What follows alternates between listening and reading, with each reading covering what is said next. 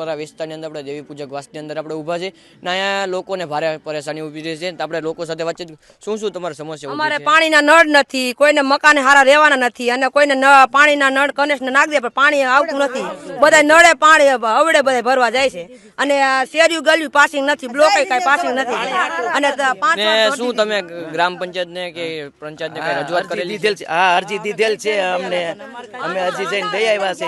ભગતભાઈએ એકવાર ભગતભાઈએ અમને કીધું હતું, અમે કીધું ભગતભાઈ અમારે નળ આવતા નથી. મનીષભાઈ નળ નાખી ગયા છે પણ એક હાંડે પાણી અમારે વર્ષથી આવતું નથી, પડ્યું. અત્યારે તમારે પાણીની લાઈન હોય છો તો ઘરમાં પાણી નથી આવતું? નહીં, નથી પાણી નથી. એટલે આખા વિસ્તારની અંદર તમારા ઘરમાં કોઈ નથી આવતું પાણી? કોઈને આવતું જ નથી, નળ જ નથી આવતા અમારે.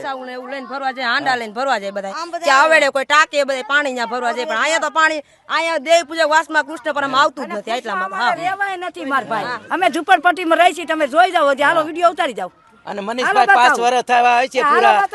સાંભળો, મનીષભાઈ 5 વર્ષ પૂરા થવા આવે છે. સરપંચમાં આવ્યા ખરા, મત દેવામાં અમે આગળ હતા મહિલાભાઈ તરફથી એની આગળ, પણ અમને એક ટીપુય પાણી નથી આવ્યું કે 5 વર્ષ થયા તો મનીષભાઈ અમારા દેવી પૂજન વાસમાં ક્યાં વાસ છે એ મનીષભાઈએ જોયો નથી હજી લગન.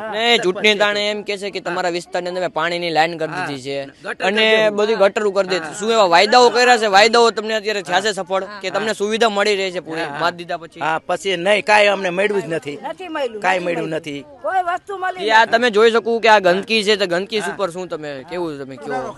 સુધારો કરવાનો અમારા થાય છે. હા, અમારે સુધારો કરવાનો થાય છે. પાસિંગ થયું નથી, બ્લોકે પાસિંગ. આ જો અહીંયા એક પડખેની શેરી છે ને એ તો હાવ એટલે હાવ આમ છોકરા એમ છે કે આમ માંદા જ પડે એમ કે ડાયરેક્ટ દવાખાને લઈ જાય આપણે એવા માંદા પડે છોકરા. બીજી કેવી તમારી સમસ્યા ઊભી રહી છે અત્યારે અહીંયા? અત્યારે અમારે સમસ્યામાં અમે એમ કહેવા માંગી છીએ એને કે અમને પાણી જઈએ. ભગતભાઈ મત લેવા આવ્યા તો અમને એમ કીધું હતું કે અમે આવીશું અહીં કણે, જો અમે છૂટાવતોય આવું ના છૂટાવતોય આવું, હું તમને નળની ગટરની હરખું કરાવી દઈશ, તમારો રોડ હરખો કરાવી દઈશ, પાણી નહીં આવતું હોય તો હું પાણી જ તમને અપાવી દઈશ. તો અટાણે આવી કોઈ અમારી સામું જોતું નથી. પંચાયતમાં જાય મામલાદારમાં કોઈ જવાબ આપતું કોઈ જવાબ જ નથી દેતો. તમે ગ્રામ પંચાયતને કેટલી વાર રજૂઆત કરી છે? 5 વાર ગયા છે, 5 વાર 3 વાર અરજી આપી છે. 3 વાર તો અરજી આપી છે, કાંઈ જવાબ આવ્યો નથી અમને.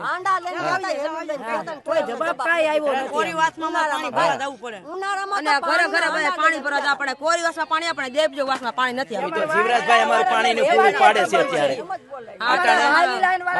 અહીંયા કોરી ડાયરેક્ટ છે પાણી પૂરું પાડે છે, કોઈને પાણી અત્યારે જીવરાજભાઈ ને મહિલાભાઈ રહ્યા ને એ બે ઈ અમારા પાણીનું પૂરું આખા વાઘરીવાસનું ઈ પૂરું પાડે છે. મહિલાભાઈ અમારું પૂરું પાડે છે. અને મહેરબાની એટલું થાય તો ભાઈ કરી દેજો, એટલો તમારો પાડ.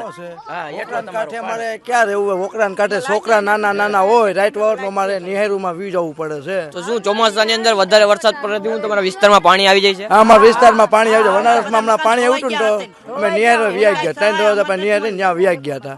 અને અત્યારે અમારે કોઈ સુગતા કાંઈ જોતા નથી. હા, ચોમામાં અમારે હાલવાની જગ્યા છે નહીં. 4 કાંઠિયા લેવાય ને લાશ લઈને જવું હોય ને એ કાંઠિયાઓની જગ્યા નથી. એટલી અમારે હાકડ છે ને એટલી ગર્દી છે, એટલી વિનંતી છે સરકારને કે એટલો અમને રસ્તો ખોલાવી ગયો. અને કોઈ અમારે પાણી નથી આવતું, કાંઈ સુગત્યા છે નહીં. અને ખાલી એમ કે થઈ જા 2 વાર સરપંચને રજૂઆત કરી છે. સરપંચ કે થઈ જાય એમ કે 2-3 વાર અમે ફોને કર્યો અને ફોને અમારો ઉપાડતા નથી નાના માણાનો કે થઈ જાય એમ કે સરપંચ. આ મત ને એવું લઈ ગયા. 2 વાર અમે અરજી દીધી છે, અરજીનું કઈ નિર્ણય અમારે એવું નથી. હું કે થઈ જાય કે લાઈને મંજૂર કરાવી કે મંજૂર 6 મહિના થયા હજી મંજૂર થઈ નથી એમ કે. એટલે અમારી રજૂઆત છે. વિડીયોના દર્શ્યથી કે અહીંયા બાજુમાં આખું રહેણાંક વિસ્તાર છે ને રહેણાંક વિસ્તારની બાજુમાં આખી ગંદકી વાળો છે ને એના સ્થાનિક લોકો જણાવ્યા મુજબ એ લોકો એમ કહી રહ્યા છે કે જ્યારે મત દેવા જ્યારે ચૂંટણીનું ટાણું આવ્યું ત્યારે બધાએ મત એમ કહેતા હતા કે અમે તમારું કામ કરી દઈશું, અમે તમારું ગટરનો વિકાસ કરી દઈશું, પાણીનું તમને સમસ્યા જે છે પાણીની સમસ્યા આપી દઈશું. ને જો હજી લગીના લોકોની માંગ એવી છે કે પાણીની લાઈન હોવા છતાં હજી લગીની ઘરમાં કોઈને પણ પાણી આવતું નથી. પાણી ભરવા માટે છે ને બીજાના ઘરે જવું પડે છે, બીજી જગ્યા માટે આ લોકોને જવું પડે છે, રિક્ષાઓ લઈને બધી રીતે. તો અત્યારે લોકોને ભારે એવી પરેશાની થઈ રહી છે. ને તમે સીધા દર્શ્યો જોઈ શકો કે આખું ફૂલ ગંદકીવાળો છે ને આનાથી જીવજંતુ મચ્છરિયાથી બહુ મુશ્કેલ પડી શકે છે. આ તો બાજુમાં જોઈ શકો કે આખું રહેણાંક વિસ્તાર છે.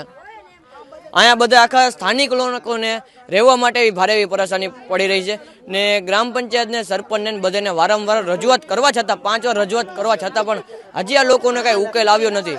આ લોકોને એવી એટલી જ માંગ છે કે આ લોકોનું જે કામ છે જે આ ગટરનો નિકાલ થવામાં આવે ને ઘરે લોકોને બધાને પાણી પીવાની અને પાણીની સુવિધા હરખી થઈ જાય. હું અબ તક ન્યૂઝમાંથી માહિર ઝુમરા વડિયા.